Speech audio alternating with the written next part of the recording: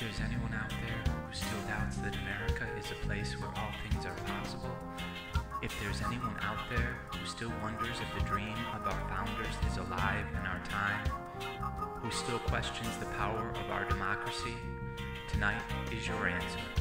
It's the answer told by lines that stretched around schools and churches in numbers this nation has never seen, by people who waited for hours, many for the very first time in their lives, because they believed that this time must be different, that their voices could be that difference.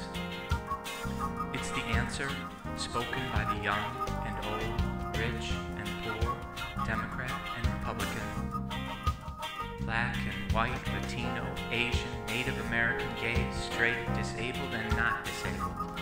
Americans who sent a message to the world that we have never been a collection of red states and blue states. We are and always will be the United States of America.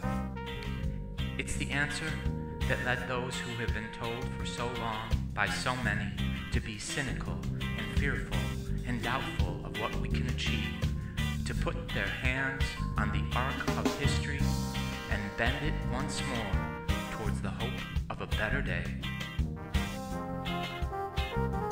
It's been a long time coming, but tonight, because of what we did on this day, in this election, at this defining moment, change has come to America.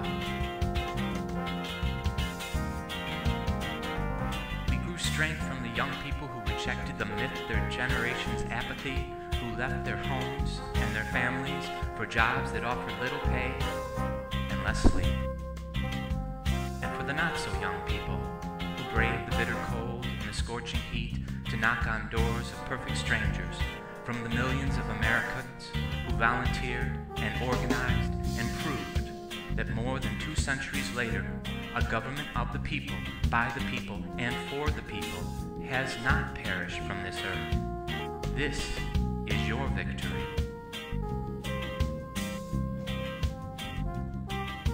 And no, you didn't do this just to win an election. You did it because you understand the enormity of the task that lies ahead. We know the challenges that tomorrow will bring are the greatest of our lifetime. 2 wars, a planet in peril, the worst financial crisis in a century. Even as we stand here tonight, we know that there are brave Americans waking up in the deserts of Iraq and the mountains of Afghanistan to risk their lives. There are mothers and fathers who will lie awake after their children fall asleep and wonder how they'll make the mortgage, or pay their doctor's bill, or save enough for college. There is a new energy to harness, and new jobs to be created, new schools to be built, and threats to be met, and alliances to repair. The road ahead will be long, and our climb will be steep. We as a people will get there. There will be setbacks and false starts. We must all join in the work of remaking this nation the only way it's been done in America for 221 years. Block by block, brick by brick, calloused hand by calloused hand. So let us summon a new spirit of patriotism, of service and responsibility, where each of us resolves to pitch in and work harder and look after not only ourselves but each other. Let us remember that if this financial crisis taught us anything, in this country, we rise or fall as one nation, as one people. As Lincoln said to a nation far more divided than ours, we are not enemies, but friends. Though passions may have strained, it must not break our bonds of affection.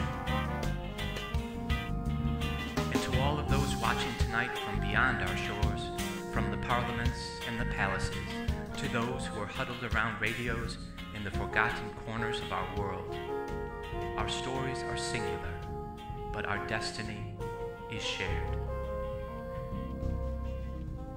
And to all of those who have wondered if America's beacon still burns as bright, tonight we proved once more that the true strength of our nation comes not from our might of our arms or the scale of our wealth, but from the enduring power of our ideals, democracy, liberty, opportunity, and unyielding hope.